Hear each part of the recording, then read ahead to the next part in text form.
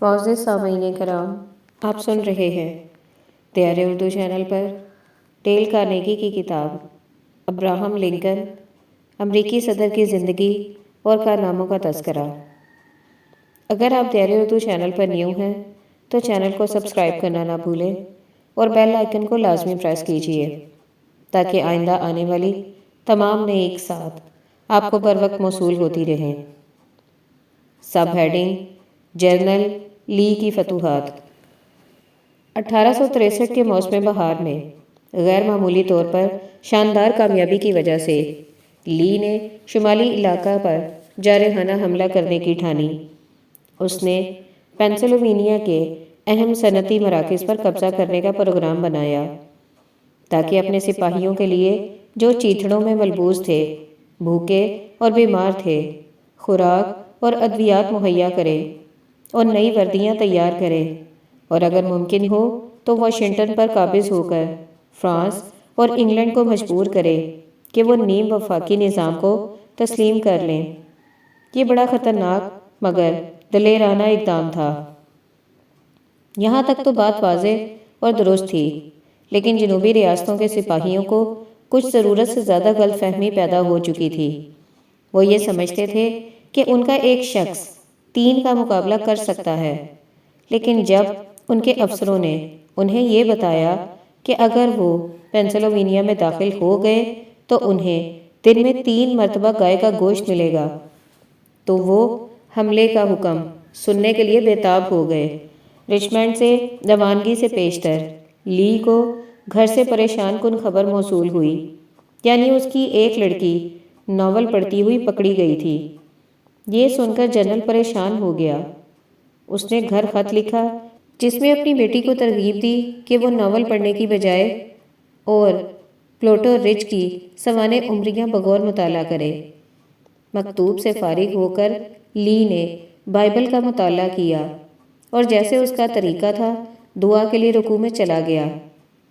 اس کے بعد اس نے موم بتی بجھا دی اور شب خوابی کی تیاری کرنے لگا۔ چند گھنٹوں کے بعد 75,000 کے لشکر لے کر روانہ ہو گیا۔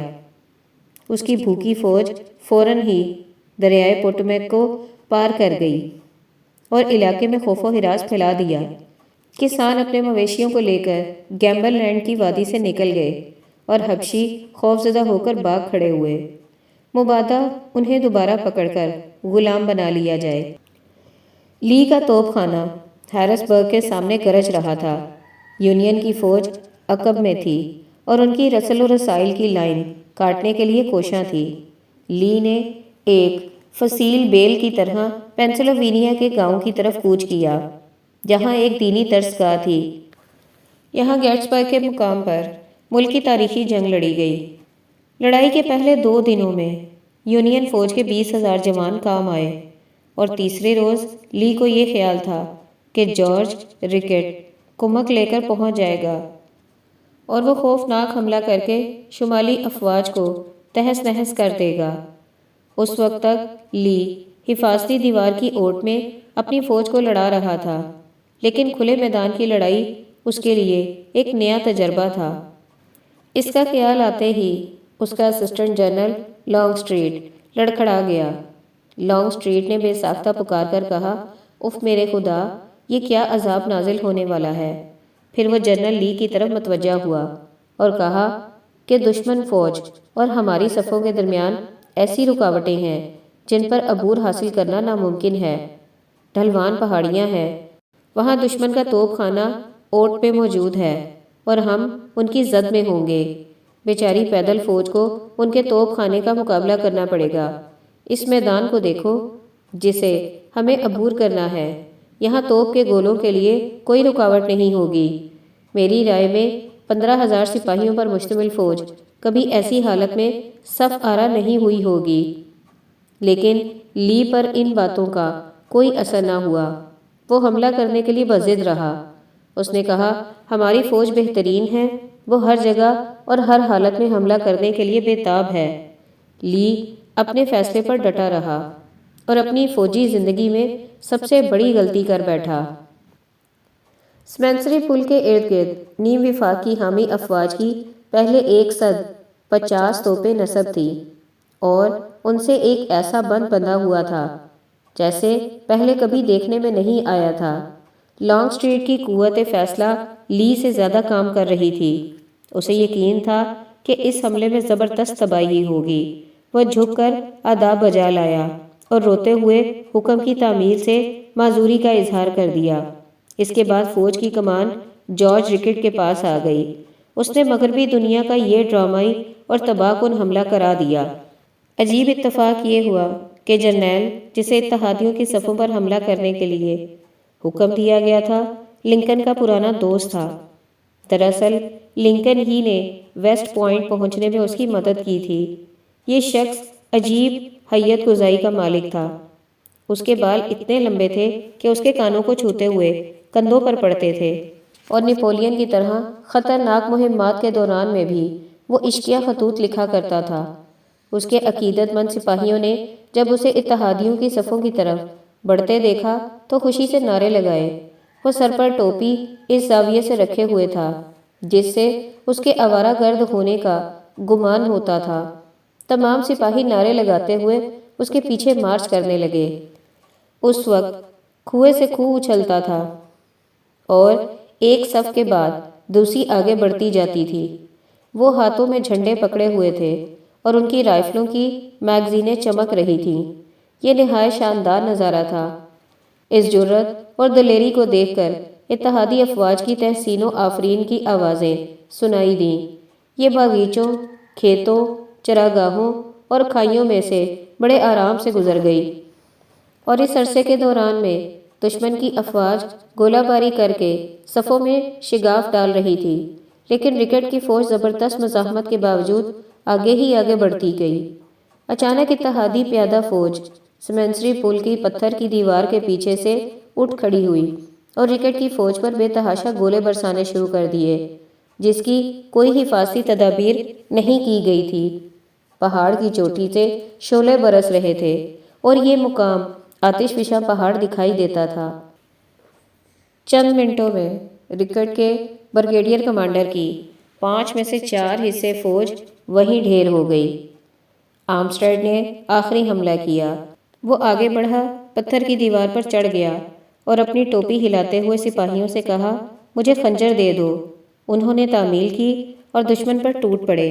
اپنی بندوق اور خنجروں سے دشمن کے سر توڑ دیے اور سمنسری پل پر جھنڈے گاڑ دیے۔ یہ جھنڈے وہاں زیادہ دیر تک نہ لہرا سکے، لیکن یہ لمحات نیم وفاق کے حامیوں کا نقطہ عروج تھے، کیونکہ اس کے بعد نیم وفاقیوں کا زوال شروع ہو گیا۔ لی شمالی علاقے میں داخل ہونے کے قابل نہ رہا اور جنوبی ریاستوں کی حالت دگرگوں ہو گئی۔ بقیہ زخمی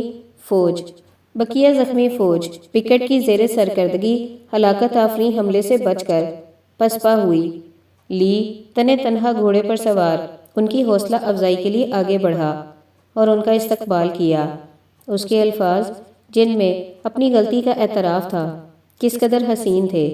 اس نے کہا، جو تکالیف تمہیں پہنچی ہیں ان کا ذمہ دار میں ہوں۔ میں صاف طور پر تسلیم کرتا ہوں کہ جنگ آپ نہیں ہارے بلکہ میں نے شکست کھائی ہے۔ 4 جولائی کی رات کو لی نے پسپائی شروع کی۔ بارش بہت تیز ہو رہی تھی اور جس وقت تک وہ پوٹومیک پہنچا، پانی کی سطح اتنی بلند ہو چکی تھی کہ وہ عبور نہیں کر سکتا تھا۔ یہاں لی پھنس گیا۔ سامنے دریا تھا جسے عبور کرنا ناممکن تھا، اور پیچھے فاتح فوج تھی جو تعاقب میں تھی، اور یوں معلوم ہوتا تھا کہ وہ جنرل میڈ کے رحم و کرم پر تھا۔ یہ امر لنکن کے لیے خوشی کا موجب تھا۔ اس نے وفاقی افواج کے کمانڈر کو بار بار تاکید کی کہ وہ آگے بڑھ کر جنرل لی کی فوج پر حملہ کرے اور اسے ختم کر دے۔ اگر میڈ کی جگہ گرانٹ ہوتا تو جنرل لی کی فوج کا ایک سپاہی بھی بچ کر نہ نکل سکتا، لیکن میڈ بلی کتا نہیں تھا، وہ لڑنا نہیں چاہتا تھا۔ اس لیے اس نے بہانہ بنا دیا۔ اس نے تاخیر کرنے کے لیے جنگی کونسل بنا لی اور کوئی عملی قدم نہ اٹھایا۔ اتنے میں دریا کا پانی اتر گیا اور لی بچ کر نکل گیا۔ جنرل میڈ کے تساہل کی وجہ سے دشمن کو تباہ کرنے کا موقع کھو دینے پر لنکن سخت برہم ہوا۔ وہ پکار اٹھا، خدایا یہ کیا ہوا؟ دشمن ہماری گرفت میں تھا، صرف ہاتھ بڑھانے کی دیر تھی اور دشمن حرکت کرنے کے قابل نہ رہتا۔ ان حالات میں تو کوئی بھی جنرل لی کو شکست دے سکتا تھا۔ اگر میں میدان جنگ میں ہوتا تو میٹ کو اپنے ہاتھ سے کوڑے لگاتا۔ انتہائی مایوسی کے عالم میں لنکن بیٹھ گیا اور میٹ کے لیے یہ الفاظ قلم بند کیے: میرے پیارے جنرل، مجھے یقین نہیں ہے کہ تم اس بدقسمتی کا اندازہ کر سکو جو لی کے بچ نکلنے سے تعلق رکھتی ہے۔ وہ بالکل ہماری گرفت میں تھا اور اس پر گھیرا ڈالنے سے جنگ کا خاتمہ ہو سکتا تھا۔ اب تو جنگ طول پکڑ جائے گی۔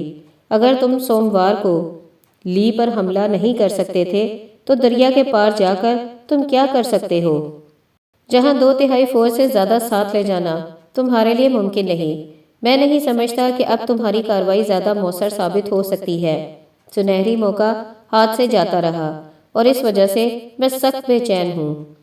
لکھنے کے بعد لنکن نے یہ خط پڑھا اور کھڑکی سے باہر جھانکتے ہوئے غور کیا۔ اگر میں میٹ کی جگہ ہوتا تو میری طبیعت بھی اسی جیسی ہوتی۔ بزدل امیر میرے مشیر ہوتے اور اس کی طرح کئی راتوں سے بیدار ہوتا اور خون خرابہ اپنی آنکھوں سے دیکھتا، تو شاید میں بھی لی کو بچ کر نکل جانے دیتا۔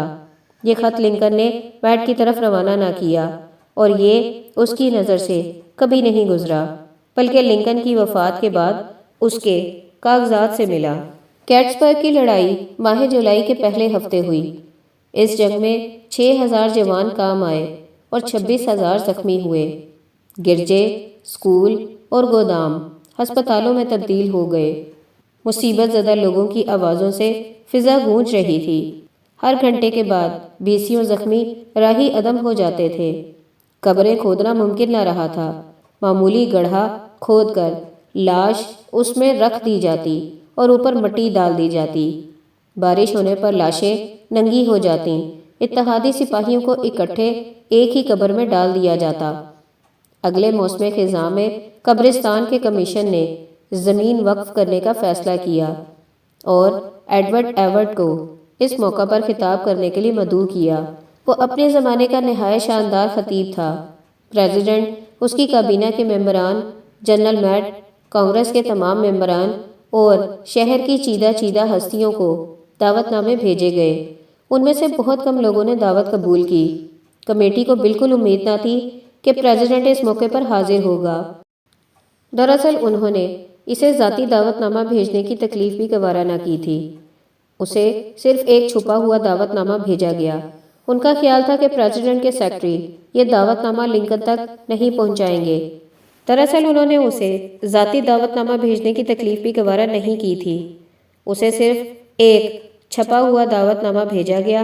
ان کا خیال تھا کہ پریزیڈنٹ کے سیکرٹری یہ دعوت نامہ لنکن تک نہیں پہنچائیں گے بلکہ ردی کی ٹوکری میں پھینک دیں گے۔ لیکن جب پریزیڈنٹ کی طرف سے اطلاع ملی کہ وہ جلسے میں حاضر ہوگا تو سب ششدر رہ گئے اور کچھ پریشان بھی ہوئے۔ انہیں کیا کرنا چاہیے؟ بعض نے کہا کہ پریزیڈنٹ کو تقریر کرنے کی پیشکش کرنی چاہیے۔ بعض نے یہ رائے ظاہر کی کہ پریزیڈنٹ بہت مصروف ہے، اسے تقریر تیار کرنے کا موقع نہیں ملے گا۔ بعض نے کہا اگر اس کے پاس وقت بھی ہو تو کیا وہ تقریر تیار کر سکے گا؟ اس کی قابلیت کے متعلق انہیں شبہ تھا۔ ایلینائس میں اس نے جو تقریر کی تھی وہ بھی کچھ ایسی ویسی تھی، لیکن قبرستان کے لیے زمین وقف کرنے کے موقع پر تقریر کرنا تو اس کے بس کا روگ نہ تھا۔ لنکن نے اس طرز کی تقریر کبھی نہ کی تھی۔ بہرحال منتظمین نے اس کے لیے انتظام کیا کیونکہ وہ آ رہا تھا۔ چنانچہ انہوں نے لنکن کو لکھا کہ مسٹر ایورٹ کی تقریر کے بعد وہ اپنے خیالات کا اظہار کریں۔ یہ دعوت نامہ گویا ذلیل کرنے کے مترادف تھا، لیکن لنکن نے اسے قبول کیا۔ کیوں؟ اس لیے کہ اس کے پیچھے ایک دلچسپ واقعہ موجود تھا۔ گزشتہ موسم خزاں میں لنکن اینٹی ٹیم کے میدان جنگ میں گیا تھا اور وہاں وہ ایک سپہر کو تفریح کے لیے جا رہے تھے۔ لنکن نے لیمن سے ایک گانے کی فرمائش کی جسے لنکن افسوسناک ننھا گانا کہتا تھا۔ لیمن کہتا ہے کہ جب ہم ایلینائس میں عدالت میں اکٹھے کام کرتے تھے اور میں اسے یہ شیریں نغمہ سناتا تھا تو اس کی آنکھوں سے آنسو جاری ہو جاتے تھے۔ یہ گانا بچپن کے واقعات کے ساتھ تعلق رکھتا تھا اور لنکن کی طبیعت پر اس کا نہایت گہرا اثر پڑتا تھا۔ اس وقت لیمن نے جب یہ گانا گایا تو لنکن کو غالباً این رٹلج یاد آ گئی، جس کے ساتھ اسے گہری محبت تھی، اور اسے وہ وقت یاد آ گیا جب اس نے اپنی پیاری رفیق حیات کو ایلینائس کے میدانوں میں قبر میں اتارا تھا۔ پرانی یادوں کی وجہ سے اس کی آنکھوں میں آنسو آ گئے اور اس کا غم غلط کرنے کے لیے لیمن نے حبشیوں کا ایک مزاحیہ گانا شروع کیا۔ یہ معمولی سا واقعہ تھا اور بالکل بے ضرر، لیکن انتہائی افسوسناک۔ لنکن کے سیاسی دشمنوں نے اسے توڑ مڑوڑ کر پیش کیا اور ثابت کیا کہ یہ قومی لحاظ سے بے عزتی کا موجب ہے۔ انہوں نے ظاہر کیا کہ یہ واقعہ لنکن کی بہت بڑی بےہودگی کو ظاہر کرتا ہے۔ نیو یارک ورلڈ اخبار کے ایڈیٹر نے اس واقعے کو 3 ماہ تک اچھالا۔ لنکن پر الزام لگائے گئے کہ وہ میدان جنگ میں بھی مذاق اور استہزاء کرتا ہے اور پرلطف گانے گاتا ہے، جبکہ لوگوں کی ایک بڑی تعداد مردوں کو دفن کرنے میں مصروف تھی۔ سچی بات یہ تھی کہ اس نے بالکل کوئی مذاق نہ کیا تھا اور نہ کوئی گانا گایا تھا۔ جہاں یہ واقعہ پیش آیا وہ جگہ میدان جنگ سے کئی میل دور تھی۔ ان کے جانے سے بہت پہلے لاشیں دفن کی جا چکی تھیں اور قبروں پر بارش بھی ہو چکی تھی۔ حقائق یہ تھے، لیکن دشمن کو تو حقائق کی پرواہ نہ تھی۔ وہ صرف لنکن کو بدنام کرنے پر تلے ہوئے تھے۔ ان کے غلط پروپیگنڈے کے نتیجے میں لوگوں کے دلوں میں لنکن کے متعلق نفرت پیدا ہو گئی۔ اس کی وجہ سے لنکن کے دل پر گہری چوٹ لگی۔ وہ اتنا مضطرب تھا کہ اخباروں میں تنقید پڑھنے کی تاب نہ رکھتا تھا۔ پھر بھی اس نے جواب دینا مناسب نہ سمجھا، کیونکہ وہ سمجھتا تھا کہ جواب دینے سے ان لوگوں کی اہمیت اور بڑھ جائے گی۔ اس نے یہ حملے خاموشی سے برداشت کیے، اور جب گیٹسبرگ کے قبرستان کے متعلق اسے دعوت نامہ ملا تو اس نے قبول کر لیا۔ وہ اس موقع کی تلاش میں تھا۔ وہ اب دشمن کو خاموش کرنے کے لیے شہیدوں کو خراج تحسین پیش کر سکتا تھا۔ اسے دعوت نامہ دیر سے ملا تو اس کے پاس صرف 15 دن کی مہلت تھی، جبکہ کئی اہم امور مملکت اسے انجام دینے تھے۔ وہ اپنی تقریر کی تیاری کے متعلق فارغ لمحات میں سوچتا اور غور کرتا رہتا۔ اس نے ایک زردی مائل نیلے فل سکیپ کاغذ پر تقریر کا مسودہ لکھا اور اسے اپنے ہیٹ میں رکھ لیا تاکہ جب وہ کہیں ادھر ادھر جائے تو وہ اس کے مد نظر رہے۔ تقریر کرنے سے 1 روز پیشتر اس نے کہا، میں نے اسے 2 یا 3 مرتبہ لکھا ہے۔ تقریر کرنے سے 1 روز پیشتر اس نے کہا، میں نے اسے 2 یا 3 مرتبہ لکھا ہے، لیکن ابھی یہ کام ختم نہیں ہوا۔ اپنے آپ کو مطمئن کرنے کے لیے مجھے 1 دفعہ اور ترمیم کر کے لکھنا پڑے گا۔ وہ جلسے کے انعقاد سے 1 رات پیشتر گیٹسبرگ پہنچ گیا۔ یہ چھوٹا سا قصبہ تھا جہاں 1300 نفوس آباد تھے، لیکن اب یہاں 30,000 کا مجمع تھا۔ موسم نہایت خوشگوار تھا، رات تاروں بھری تھی اور بدر منیر کی روشنی فضا میں پھیلی ہوئی تھی۔ بہت کم لوگوں کو بستر مہیا ہو سکے۔ رات بھر لوگ گاؤں میں پھرتے رہے، یہاں تک کہ سڑکوں کے دونوں طرف روشیں بھی لوگوں سے اٹی پڑی تھیں، جہاں سے گزرنا مشکل تھا۔ سینکڑوں لوگ باہوں میں باہیں ڈالے جان براؤن کی تعریف میں گانے گاتے جا رہے تھے، لیکن لنکن نے اس شام تمام وقت تقریر کی نوک پلک درست کرنے میں گزارا۔ 11 بجے رات وہ ایک متصل مکان میں گیا جہاں اس کا سیکرٹری سٹیورٹ مقیم تھا۔ اسے تقریر پڑھ کر سنائی اور کہا کہ وہ اس پر تنقید کرے۔ صبح کے وقت ناشتے کے بعد پھر وہ تقریر کی تیاری میں مصروف رہا، یہاں تک کہ جلوس کی سرکردگی کرنے کا وقت آ پہنچا۔ شروع میں وہ اپنے گھوڑے پر سیدھا بیٹھ گیا، لیکن تھوڑی دیر کے بعد وہ آگے کی طرف جھک گیا، یہاں تک کہ اس کا سر اس کی چھاتی سے جا لگا اور اس کے بازو اس کی اطراف کے ساتھ۔ وہ خیالات میں کھویا ہوا تھا اور اپنی چھوٹی سی تقریر پر غور کر رہا تھا۔ ایڈورڈ ایوٹ نے اس موقع پر 2 فاش غلطیاں کیں۔ پہلی غلطی یہ تھی کہ وہ 1 گھنٹہ لیٹ پہنچا، اور دوسری غلطی یہ تھی کہ اس نے 2 گھنٹے تقریر کی۔ جب ایوٹ کی تقریر ختم ہونے کو تھی تو لنکن کو معلوم تھا کہ اب اس کی باری آنے والی ہے۔ اس نے دیانتداری سے محسوس کیا کہ ابھی اس کی تیاری صحیح معنوں میں نہیں ہو سکی، اس لیے وہ پریشان ہو گیا۔ اس نے جلدی سے اپنی کرسی کو گھمایا، اپنی جیب سے مسودہ نکالا، اپنی پرانی قسم کی اینک لگائی اور جلدی جلدی ذہن نشین کرنے لگا۔ ایڈورڈ ایوٹ نے تقریر ختم کی تو وہ سٹیج پر پہنچا۔ مسودہ اس کے ہاتھ میں تھا۔ اس نے صرف 2 منٹ تک خطاب کیا۔ کیا اس کے سامعین نے نومبر کی سپہر کو یہ محسوس کیا کہ وہ ایسی عظیم ترین تقریر سن رہے ہیں؟ کیا اس کے سامعین نے نومبر کی سپہر کو یہ محسوس کیا کہ وہ ایسی عظیم ترین تقریر سن رہے ہیں جو شاذ و نادر کسی کے منہ سے نکلی ہو؟ نہیں، ہرگز نہیں۔ وہ سب بونجھ کر رہ گئے۔ انہوں نے کبھی کسی پریزیڈنٹ کی تقریر نہیں سنی تھی۔ وہ حیران تھے کہ اتنا لمبا تڑنگا آدمی نہایت باریک آواز میں جنوبی علاقے کے لہجے میں گفتگو کر رہا ہے۔ وہ بھول گئے کہ وہ کینکی میں پیدا ہوا ہے، کیونکہ اس کا لہجہ اس علاقے سے بالکل مختلف تھا۔ جب انہوں نے محسوس کیا کہ تمہید ختم ہو گئی ہے اور تقریر شروع ہو رہی ہے تو وہ بیٹھ گیا۔ یہ کیا ہوا؟ کیا وہ تقریر بھول گیا تھا یا حقیقتاً اس نے اتنی ہی تقریر کرنا تھی؟ لوگ بڑے حیران اور مایوس ہوئے۔ یہ تقریر لنکن کے خیال میں بھی بالکل ناکام رہی اور اس سے لوگ بھی مایوس ہوئے۔ ہر شخص مایوس ہوا۔ ایوٹ اور سیکرٹری سٹیورٹ پر بھی، جو پریزیڈنٹ کے پاس سٹیج پر بیٹھے تھے، مایوسی طاری ہو گئی۔ انہیں یقین تھا کہ وہ بری طرح ناکام رہا اور دونوں کو بہت افسوس تھا۔ لنکن کو اتنی پریشانی ہوئی کہ اسے شدید سر درد شروع ہو گئی اور واشنگٹن کے واپسی سفر پر وہ گاڑی کے ڈرائنگ روم میں لیٹا رہا اور اپنے سر کو سرد پانی سے ٹھنڈا کرتا رہا۔ لنکن اسی یقین کے ساتھ فوت ہوا کہ وہ گیٹس برگ میں ناکام رہا۔ جہاں تک تقریر کے عارضی اثرات کا تعلق تھا، یہ بات بالکل درست تھی۔ اپنی خاکساری کی وجہ سے وہ یہ خیال بھی نہیں کر سکتا تھا کہ اس کی اس تقریر کو کسی وقت قابل توجہ سمجھا جائے گا اور دیر تک یاد رکھا جائے گا، لیکن اسے یہ یقین تھا کہ جو کارنامے بہادروں نے اس میدان میں سر انجام دیے ہیں وہ کبھی نہیں بھلائے جا سکتے۔ اب اگر لنکن زندہ ہو کر واپس دنیا میں آ جائے تو اسے کس قدر حیرانی ہوگی کہ اس کے منہ سے نکلے ہوئے 10 جملے، جبکہ خانہ جنگی ذہنوں سے محو ہو چکی ہے، ادبی شاہکار کی حیثیت رکھتے ہیں اور صدیوں سے دنیا کا خزانہ سمجھے جاتے ہیں۔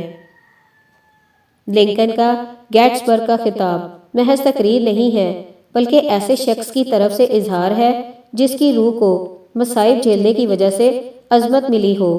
بے ساختہ منظوم کلام ہے جو نثر کی صورت میں پیش کیا گیا ہے۔ آج سے 87 سال پیشتر ہمارے آباء و اجداد آزادی کا خمار لیے ہوئے اس بر اعظم میں وارد ہوئے تھے۔ انہوں نے اپنی زندگیاں اسی مقصد کے لیے وقف کر دیں۔ تمام انسان برابر پیدا کیے گئے ہیں۔ ہم عظیم خانہ جنگی میں مبتلا ہیں۔ اب ہماری قوم آزمائش میں سے گزر رہی ہے اور دیکھنے کی بات یہ ہے کہ جس قوم کے ایسے نظریات ہوں کس حد تک قوت برداشت کا ثبوت دیتی ہے۔ ہم اس لیے یہاں جمع ہوئے ہیں کہ ہم بھی اس عظیم مقصد کے لیے اپنی زندگیاں وقف کرنے کا عہد کریں اور جنہوں نے اس مقصد کے لیے خاص جانیں قربان کی ہیں انہیں خراج عقیدت پیش کریں۔